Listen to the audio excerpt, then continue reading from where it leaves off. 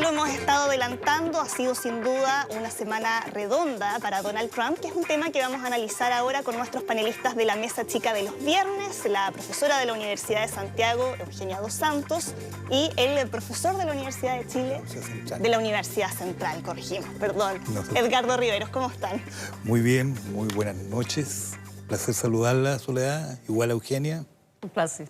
A ver, bueno, vimos esta semana primero la absolución de Donald Trump en el Senado en el proceso de juicio político, la economía, por otro lado, que marcha bien, la última encuesta Gallup que le da un 49% de aprobación, y por otro lado también todo el caos con los caucus demócratas. Estamos en un año electoral. ¿Hay alguna forma de frenar a Donald Trump en ese contexto?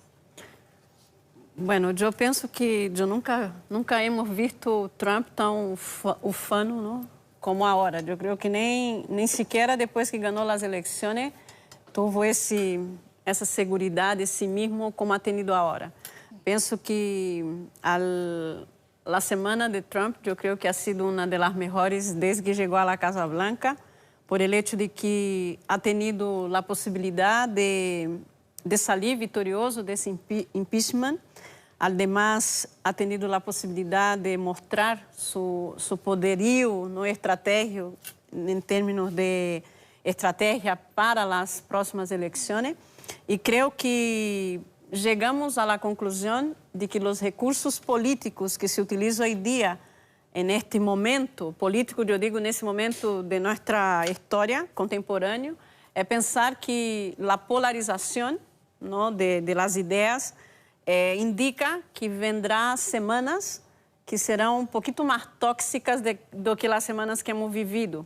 A parte de lo que passou em Iowa, com a falha tecnológica de los demócratas, a revancha que toma Trump com relação a los demócratas é como quase uma pergunta, não, como a que hace, quem para Trump? Eu creio que aqui queda um precedente de que sim, não é certo, houve um crime, não? Crime legislativo. Se reconhece na Câmara que sim houve, um crime doloso, não é certo? Que houve uma atitude inapropriada de Trump.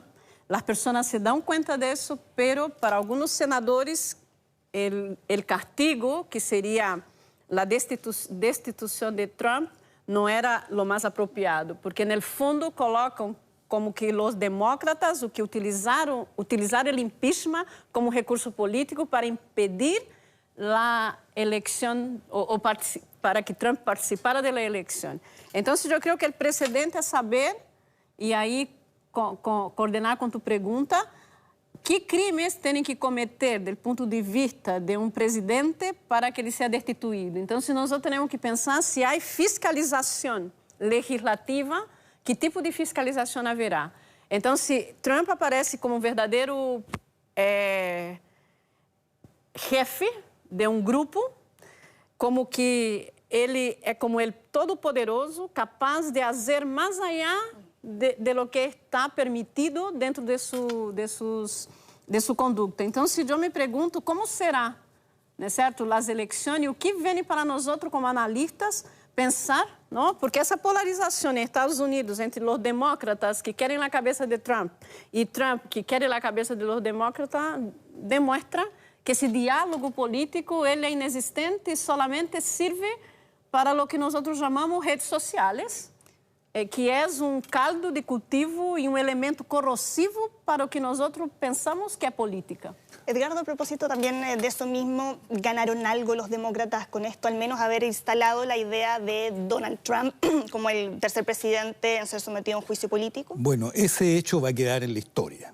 Es decir, va a quedar en la historia que el primer presidente republicano, claro, que está situado en una acusación constitucional, en un impeachment, es Donald Trump. Ese es un hecho que va a quedar allí situado. Recordemos que en este propio impeachment hemos estado recordando un hecho del siglo XIX, cuando fue acusado y no prosperó la acusación después en el Senado al presidente Johnson. Y luego, más recientemente, lo del presidente Clinton. Entonces, eso va a quedar allí situado. Va a quedar, a mi juicio, también situado el hecho de que esto, habiendo sido aprobado en la Cámara de Representantes, luego no prosperó en el Senado, y ese va a ser un tema que va a quedar también en el análisis de que en el Senado, al igual que ocurrió en la Cámara de Representantes, hubo personas que debiendo declarar, no pudieron declarar. Claro, no fueron impedidos de declarar. Caso más notable es el de John Bolton, que era nada más y nada menos que el asesor de seguridad del presidente Trump. Eso va a quedar ahí presente porque en todo juicio que se lleva a cabo, no con la impronta que se llevó este juicio, todos los testigos, a favor o en contra, debieran tener la posibilidad de declarar. Ahora, esto se da, como decía Eugenia, en un clima de polarización real en la política de Estados Unidos. Ahora, un ingrediente importantísimo de esa polarización que hemos vivido, francamente, de manera muy especial en Estados Unidos, tiene como componente a Donald Trump, por sus actos, por sus dichos, por su estilo. Es un hombre de refriega, es un hombre de tensiones, es un hombre que no está en condiciones de llevar un diálogo si no es en función de los hechos que a él le benefician. Entonces, esa es una cuestión bien compleja en política y lo vemos situado tanto en la política interna como en la política exterior. Uno ve en la política exterior que es el mismo estilo, el estilo confrontacional. Si estuviéramos hablando no en un lenguaje académico, sino que en un lenguaje más coloquial, diríamos que es dependencias. Es claro. Una persona que utiliza el conflicto, algunas veces incluso crea el conflicto, después trata de minimizarlo. En el plano internacional tenemos el tema con Corea del Norte, tenemos el tema de Irán, abiertos, tenemos el tema con China, que aparentemente ha tenido un tratamiento por lo menos en la coyuntura. Tenemos temas como el de Israel y Palestina, que la semana pasada también fue abierto y de manera bastante unilateral. Entonces, estamos frente a un hecho complejo, porque Trump preside, es la máxima autoridad de la primera potencia mundial. Entonces, no es un hecho que pueda pasar desapercibido, sin alianza. Ahora, ¿cómo salir de este asunto? Bueno, hay un punto que tiene que ver también con los demócratas. O sea, yo creo que lo que ocurrió en Iowa, sin lugar a duda, que fue un paso muy negativo, fue un bochorno. A ver, pareciera ser que, como mencionaban, divide y gobernarás es la consigna que mueve a Donald Trump y hemos visto cómo eso ha polarizado el país. Sin embargo, también, ¿qué impacto puede tener todo lo que vimos esta semana con el discurso del Estado de la Unión, lo que pasó con Nancy Pelosi? ¿Qué impacto puede tener en el electorado que es más moderado y que está indeciso ahora antes de las elecciones? Perdón, Eugenia, yo creo que ese es un desafío que los demócratas tienen, pero tienen que hacer las cosas bien. O sea, no pueden pasar bochornos como los que pasaron esta semana. Tienen que saber elegir el candidato. Saber elegir el candidato no significa de que no hay un debate entre ellos y al final decidan a quién eligen, pero después tienen que cultivar la unidad. Porque si sigue la refriega, si sigue la diáspora, indudablemente que eso va a beneficiar en un clima de polarización a Trump, que tiene un discurso que en primer lugar a él le interesa llegar a su propio electorado. Así ganó la elección la vez anterior, aunque no haya ganado en el voto ciudadano, porque tuvo más de 3 millones de votos menos que Hillary Clinton, pero supo aprovechar el sistema electoral estadual para llegar a los lugares donde a él le interesaba llegar con su discurso y este discurso que hemos estado analizando. Y ahí, Eugenia, ¿cuál es el mejor camino para los demócratas? ¿El ala más moderada o el ala más radical? Vimos lo bien que le fue ahora a Bernie Sanders en Iowa. Sí, yo creo lo siguiente, solo para completar lo que decía Edgardo, que nosotros hoy día podemos pensar, ¿no?, que estamos delante del mismo artificio que utilizó en las elecciones anteriores. Obviamente ahora Trump está mucho más fortalecido.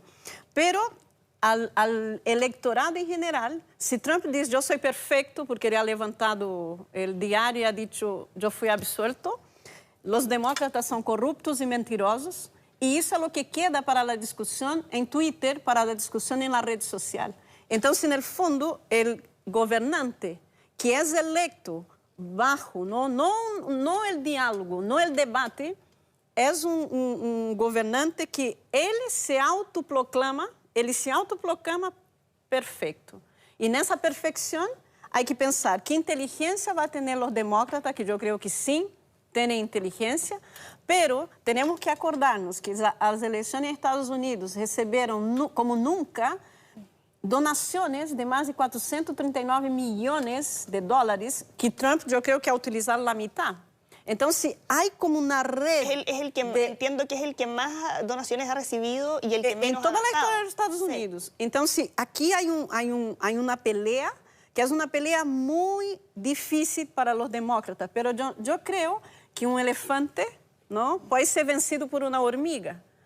Estoy pensando desde el punto de vista de cómo Trump se considera que todo lo que ha pasado con él en esa semana, por lo menos, es perfecto.